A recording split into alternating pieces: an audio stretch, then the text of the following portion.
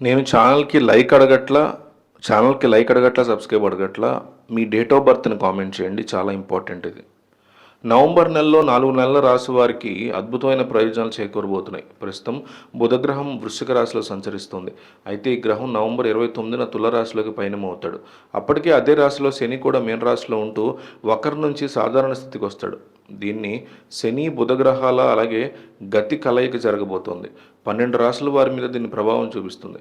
కానీ కొన్ని రాశుల వారికి అదృష్టాన్ని తీసుకొస్తుంది. దాదాపు 500 సంవత్సరాల తర్వాత వీరి కలయిక ఏర్పడనున్నది. ఈ రాశి వారికి ఏ లక్ ఇది ఎట్లా తీసుకొస్తుందనే చూద్దాం. కుంభరాశి.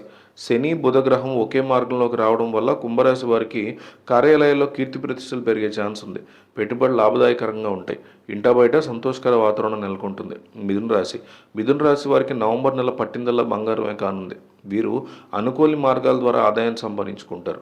ఇంటా బయట సంతోషకర వాతావరణం నెలకొంటుంది. కుటుంబ సభ్యులతో ఆనందంగా గడుపుతారు.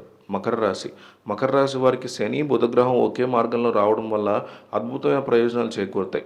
వీరు అనుకోని విధంగా లాభాలు అందుకుంటారు. ముఖ్యంగా నవంబర్ నెలలో వీరికి కుటుంబంలో గౌరవం లభిస్తుంది. మీనరాశి వారికి శని బుధగ్రహాలు ఒకే మార్గంలో రావడం వల్ల ఊహించిన విధంగా లాభాలు అందుకుంటారు.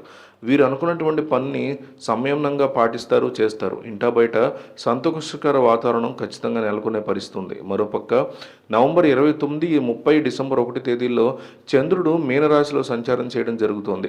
ఈ రాశిలో ఇప్పటికే సంచారం చేస్తున్నటువంటి శనీశ్వరుడితో చంద్రుడు యుతి చెందడం జరుగుతుంది. పైగా గురువుకు చెందినటువంటి మీనరాశిలో చంద్రుడు చెందిన కర్కాటక రాశిలో గురువు సంచారం చేస్తున్నందువల్ల పరివర్తన యోగం కూడా కలిగింది.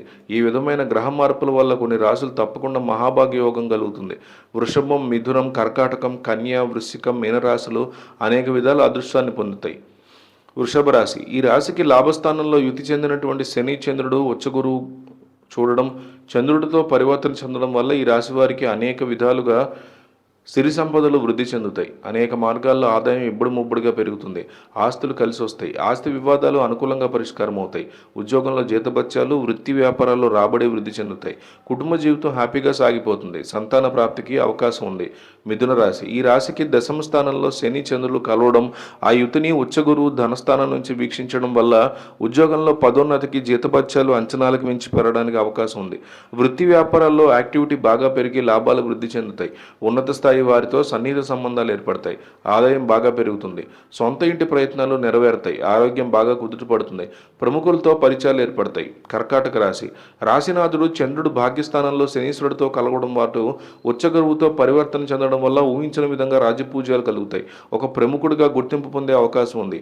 ఆకస్మిక ధనప్రాప్తి కలుగుతుంది. లాభదాయక సంబంధాలు, బాంధవ్యాలు ఏర్పడతాయి. వృత్తి వ్యాపారాలు లాభాల దిశగా దూసుకుపోతాయి. ఉద్యోగంలో హోదా పెరగడానికి, జీతభత్యాలు వృద్ధి చెందడానికి అవకాశం ఉంది.